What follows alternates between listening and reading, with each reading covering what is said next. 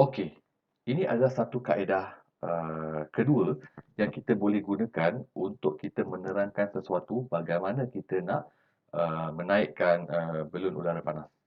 Tapi ini perbezaannya adalah kita boleh nampak ada satu direction. Kita gunakan simbol anak panah. Jadi kita tahu bahawa daripada mana kita kena bermula dan daripada mana habis dia. Sebab apa? Sebab kita ada direction. Jadi mata kita cenderung untuk melihat dia mengikut arah yang telah ditunjukkan. Berbeza dengan tadi. So kat sini kecenderungannya adalah kita melihat atau membaca secara normal, daripada atas ke bawah. Tapi di sini kita baca berdasarkan kepada petunjuk ataupun anak panah. Jadi kita tahu bahawa ianya perlu bermula daripada bacaan daripada bawah, assemble balloon, sampailah kepada weight off, go. Jadi kita tahu ini adalah prosesnya. Ini salah satu kaedah lain yang kita boleh gunakan sekiranya anda tak nak guna numbering, nombor. Jadi boleh gunakan anak panah ataupun design-design tertentu untuk memastikan bahawa apa yang kita nak sampaikan kepada audience boleh faham dia punya turutan. Okey. Baik, seterusnya adalah warna. Warna-warna yang tak sesuai digunakan untuk warna teks. Yang pertama, kalau latar belakang ni warna putih, latar belakang ni putih, jangan gunakan warna-warna terang.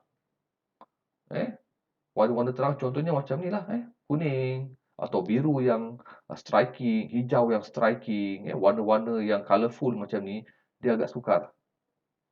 Penggunaan warna sebagai perhiasan mungkin mengganggu, tak perlu guna warna yang berlainan bagi setiap point. Pakai je warna hitam, tak ada masalah. Ataupun warna-warna gelap. Tapi warna gelap yang konsisten lah. Jangan tukar-tukar warna gelap. Okey, jelas dari segi penggunaan warna, gunakan warna font yang kontras dengan latar belakang. Kalau latar belakang putih, gunakan warna gelap untuk font atau teks. Kalau latar belakang warna gelap, gunakan warna font yang terang. Yang putih contohnya. Okay.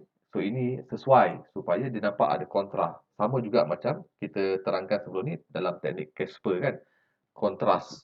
So kontras latar belakang dengan apa belakang dengan bahagian hadapan ataupun menggunakan image, menggunakan warna, menggunakan size. Okey. Nah, contoh kat sini penggunaan warna gelap pada warna lembut. Inilah dia contoh dia. Okey, so boleh gunakan warna hitam, boleh gunakan warna biru, boleh gunakan warna-warna lembut pada warna gelap ataupun warna gelap pada warna lembut. Itu adalah yang dimaksudkan dengan kontras. Okey, warna kontras tu perlulah kontras yang tinggi, jangan kontras rendah. Latar belakang putih, gunakan warna kelabu cair. Gunakan warna biru cair, hijau cair. So jangan guna macam tu. So kenapa nak cair-cair kan? So kita gunakan terus warna yang gelap. Biru gelap, hijau gelap ataupun hitam. So kita nampak kontras yang tinggi, maka audience daripada jauh boleh baca dengan jelas. Okey. Okey, ini pun samalah penggunaan warna yang lembut pada warna gelap sama. Okey. Ini contoh warna penggenap ataupun warna complementary. Cuma contoh yang ada kat depan awak sekarang ni adalah warna-warna yang bukan complementary. Bukan warna penggenap, complement. Complement ni dia penggenap, tapi yang ni bukan penggenap sebab warna dia terlalu uh, striking, dia menyakitkan mata. So contohnya warna hijau latar belakang dengan warna putih. So dia bukan dia tak complement each other.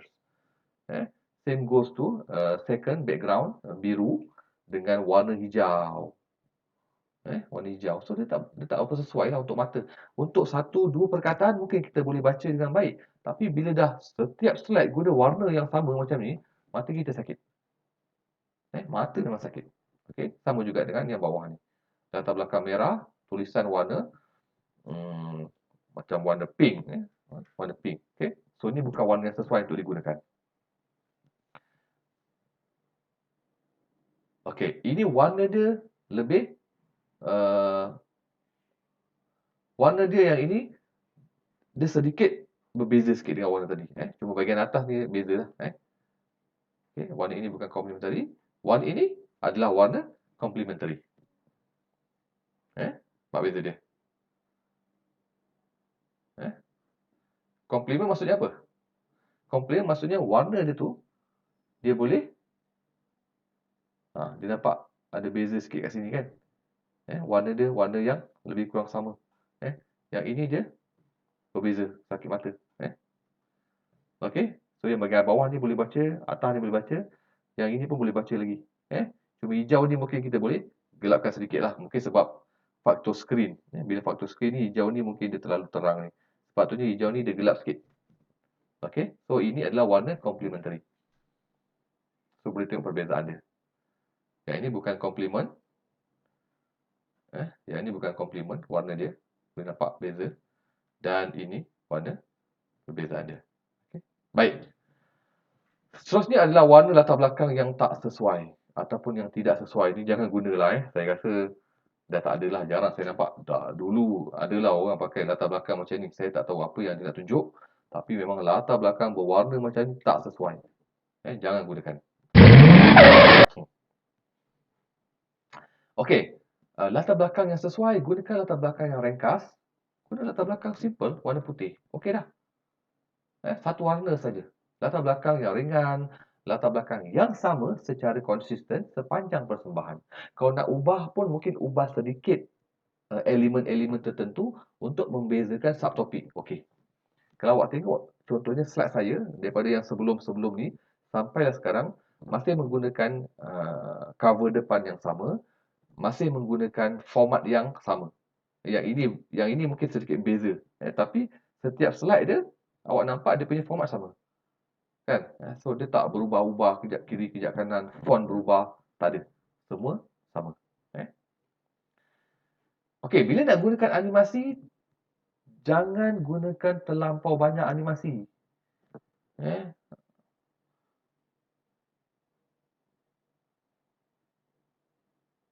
Kalau nak guna pun pastikan guna dengan bersesuaian. Contohnya kalau nak gunakan transition, jangan guna semua transition. Ataupun setiap elemen nak keluar transition, dia akan membuang masa. Ada masa you boleh gunakan, ada masa you jangan gunakan. Elakkan menggunakan transition terlampau banyak atau keterlaluan. Sama juga, jangan gunakan animasi secara keterlaluan. Ataupun jangan gunakan audio atau sound effect secara keterlaluan. Bila you gunakan itu secara keterlaluan, slide yang sepatutnya boleh dibentang dalam tempoh 15 minit, mungkin jadi 30 minit. Sebab transition tu je dah banyak bazir masa. Okay? So, guna custom animation, guna animasi teks masuk ke dalam slide, transition ataupun transitive text pudar, animasi objek, susun animasi mengikut turutan. So, ini adalah yang kita boleh gunakan, tapi jangan gunakan keterlaluan. Okay? Ini kalau you gunakan terlampau banyak.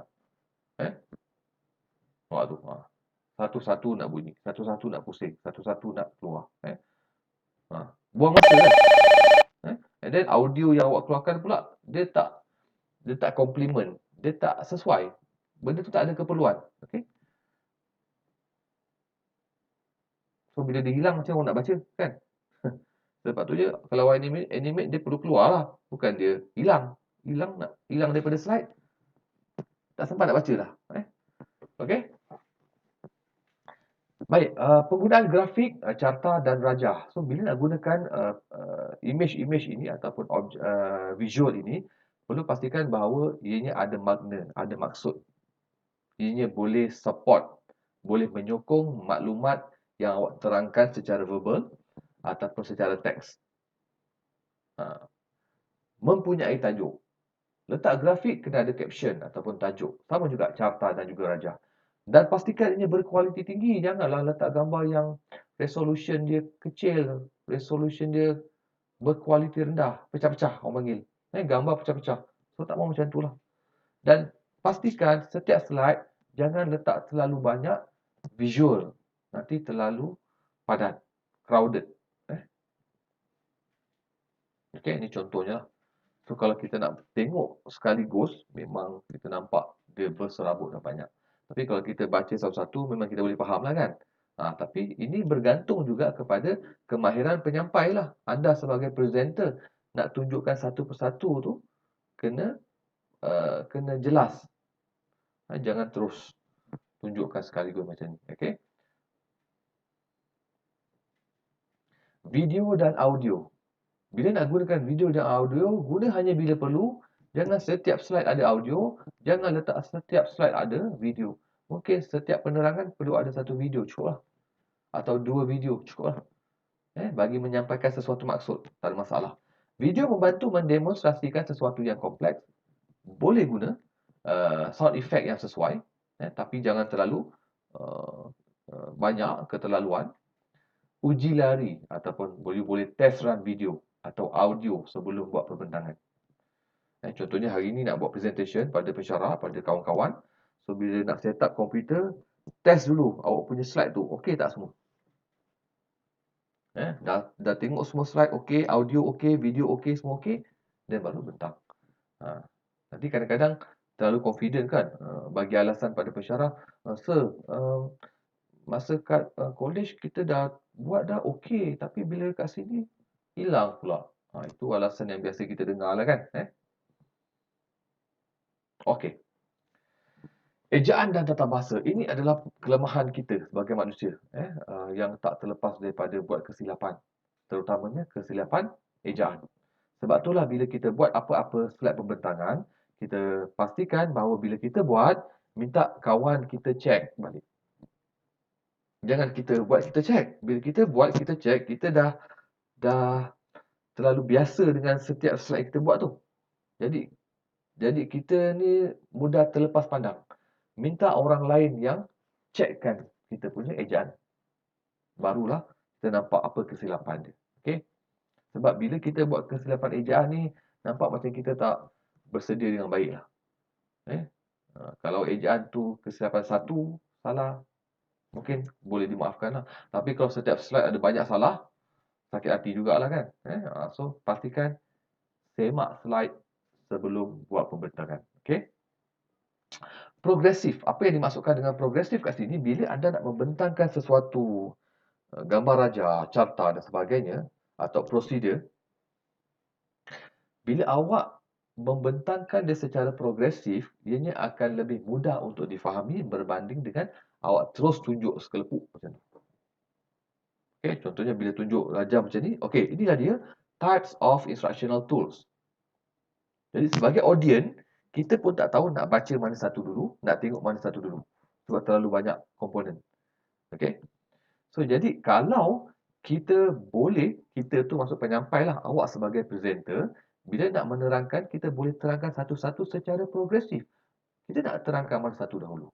Okey, secara individu, and then kita nak baca kumpulan, and then kita terangkan sikit-sikit daripada complexity of interaction, kita pergi pula kepada mode of instruction, apa yang ada kat situ, daripada direct instruction sampailah guided, and then pergilah kepada discovery learning, apa komponen yang ada, daripada individual, instructive tool, constructive tool, communicative tool, dan juga social constructive tool. Jadi, bila awak boleh terangkan dia secara progresif, audience ni yang daripada dia tak ada apa-apa pengetahuan tentang perkara ini, dia akan gradually, secara berperingkat, dia akan faham apa yang awak sampaikan. Okey?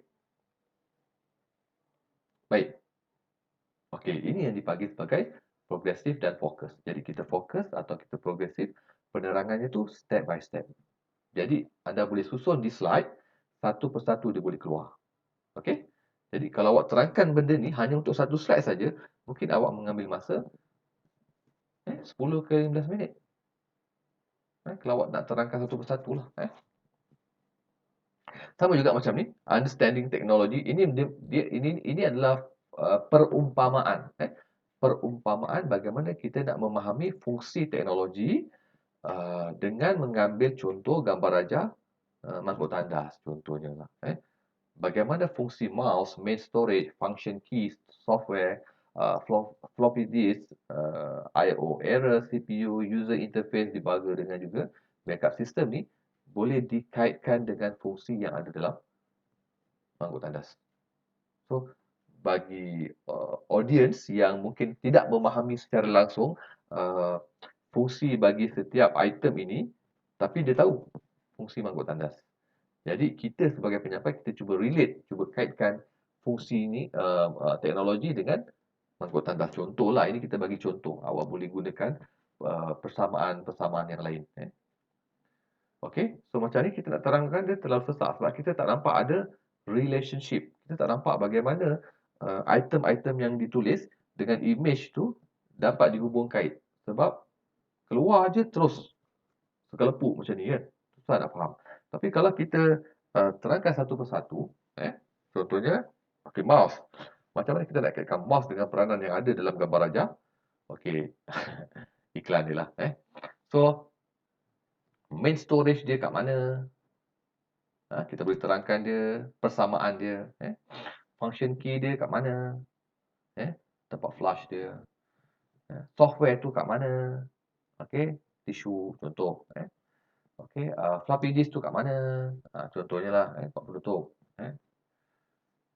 okey, I/O error, leaking, contohnya lah, okey, kemudian CPU, okey, bahagian yang memproses semua tu, okey, user interface, apa atau kat mana. Itulah yang kita biasa gunakan kan. Okey. Dan debugger. Debugger ni adalah kalau ada masalah, ada problem, macam mana kita nak settlekan, itulah dia kita pakai. Okey. Dan backup system. Apa backup system? Kalau air tak boleh keluar, itulah kita pakai. Perumpamaan. Persamaan antara image dengan teknologi yang kita tulis di sekelilingnya. Itu contoh dia lah. Ya.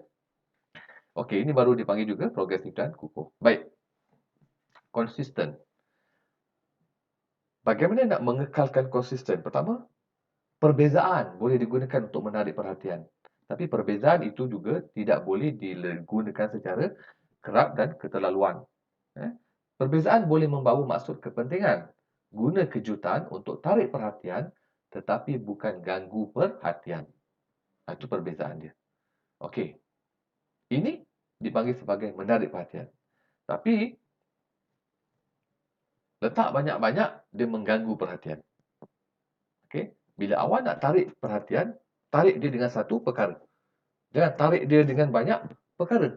So, daripada dia menarik perhatian, dia mengganggu perhatian. Sebab awak gunakan terlalu banyak elemen. Okey. Ini tunjukkan kepentingan. Okey. Tapi kalau dah letak banyak-banyak, ianya mengelirukan. Mana satu yang penting ni? Takkan semua penting. Jadi kita kena pastikan gunakan dia berpadanan, bersesuaian. Okey. Okay, kejutan yang menarik. Kalau ini dah mengganggu sebab terlalu banyak. Dia mengganggu perhatian audiens. Okey, ini kesimpulan yang kita boleh terangkan berdasarkan kepada 5 komponen tadi, besar, ringkas, jelas, progresif dan konsisten. Ini boleh digunakan bersama-sama dengan teknik Casper yang telah diterangkan sebelum ini. Jadi awak boleh gunakan, boleh combine kedua-duanya untuk memastikan awak punya pembentangan tu, slide pembentangan tu jadi lebih baik. Okey. Okey, ini sedikit tips penyampaian. Maksudnya tips ini lebih kepada individu, kepada orang. Orang yang nak menyampai tu apa yang perlu dilakukan. Pertama, straight to the point. Bahan perlu disusun, dikemaskan agar sampai terus kepada maksud.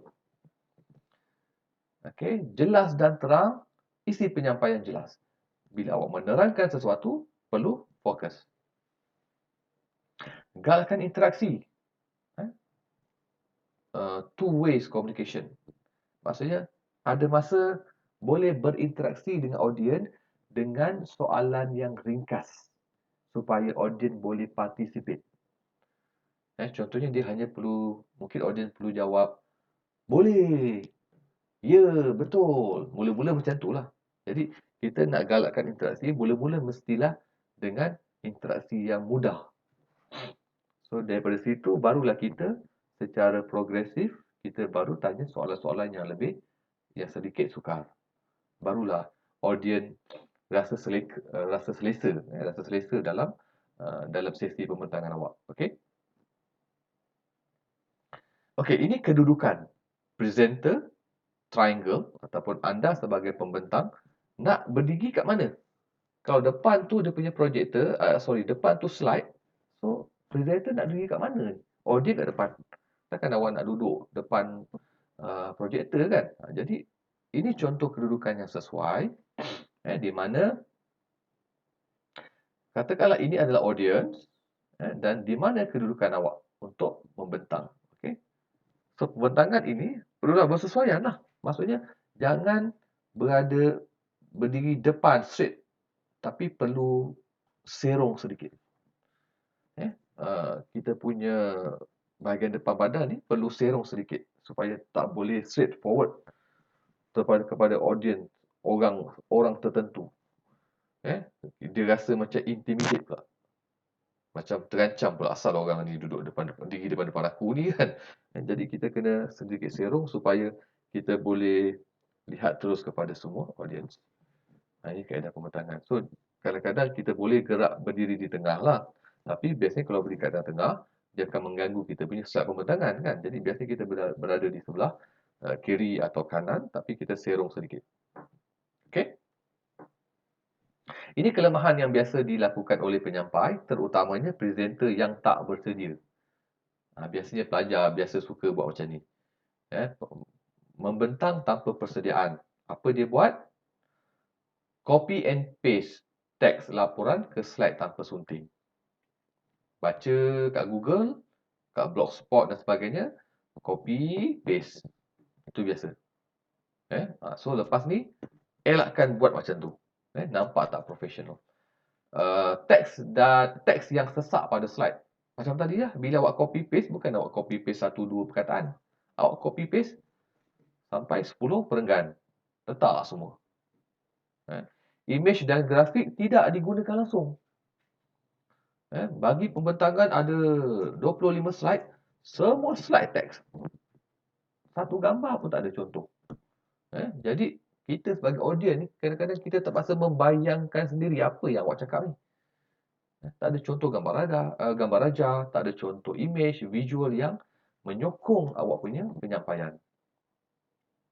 Terkial-kial cari ikon atau menu. Ini kalau tak faham teknologi lah. Tapi saya rasa sekarang ni, majoriti awak faham teknologi. Ini tak ada masalah besar. Okey, tapi yang penting, kena belajar bercakap. Itu paling penting. Ini antara yang biasa dilakukan oleh penyampai juga. Dia cenderung untuk membelakangkan audiens. Jangan membelakangkan audiens, apatah lagi ketika bercakap.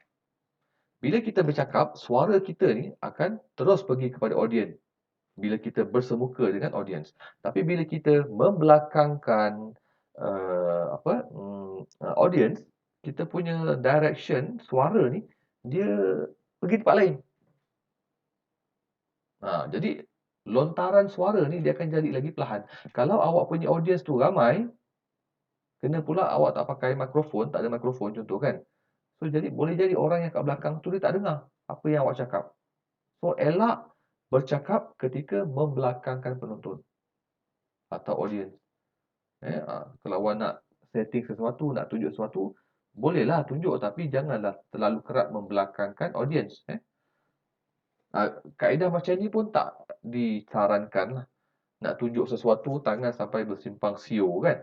Okey, boleh menggunakan alat-alat tertentu untuk tunjuk. Kalau ada laser, boleh pakai laser. Ada pakai pembaris ke atau apa saja yang lebih mudah untuk digunakan. Okey. Kelemahan-kelemahan lain, penyampai baca dari slide. So, kita tahu, bila dah baca ni, maksudnya dia tak bersedia lah. Dia copy daripada sumber, dia paste, and then dia tutup. Esok nak bentang, dia baca sekali dengan kita. Kita audience pun baca, dia pun baca. Sepatutnya, dia tak payah baca. Penyampai sepatutnya dah menguasai maklumat. Dia tak perlu baca dah. Dia cuma terangkan je. Okay? Membelakangi audience, macam yang dah disebutkan tadi. Tak tutup screensaver ataupun notifikasi email. Kadang dia keluar kat bawah tu. Chatting, keluar chatting. Kan, keluar chatting. Keluarlah. apa-apa notification, PowerPoint ni tak valid contohnya lah kan, uh, keluar simbol itu, keluar simbol ini, macam-macam, so kadang-kadang dia mengganggu lah, kadang-kadang dia mengganggu. Kalau yalah, kalau awak bentang untuk audiens yang besar, dijemput ke mana-mana organisasi besar kan, kat dewan besar, tengah terang-terang tiba-tiba keluar notification yang pelik-pelik kan. So malulah kan, so pastikan ada persediaan yang rapi. Okey, ini contoh-contoh template slide PowerPoint yang mungkin awak boleh perolehi di PowerPoint Microsoft Office, so boleh dapatkanlah, awak boleh explore. Ada yang free, ada yang berbayar, boleh tengok sendiri. Ataupun alternatif kepada PowerPoint, boleh guna Google Slides, boleh guna SlideRocket, boleh guna Visma, boleh guna Prezi. Ini antara alternatif PowerPoint. Boleh gunakan yang lain daripada PowerPoint. Ini contoh-contoh kalau gunakan Google Slide, so asalkan ada internet connection, you boleh access. Okay. Ini contoh SlideRocket. Ini Visma atau Visme. Pendekatan dia lebih kepada pendekatan infografik lah. So dia nampak smart juga. Yang ini yang ini pun infografik secara animasi, Prezi. Ini pun boleh guna, agak menarik. Okey. So ini adalah rujukan-rujukan yang digunakan untuk pembentangan kita hari ini. Itu sahaja saya rasa untuk hari ini. Okey. So kalau ada apa-apa soalan boleh utarakan kepada saya menerusi WhatsApp group pun boleh. Dalam WhatsApp saya personal pun boleh ataupun dalam KLMS boleh mesej saya pun boleh. Okey, itu saja untuk hari ini. Sekian, terima kasih.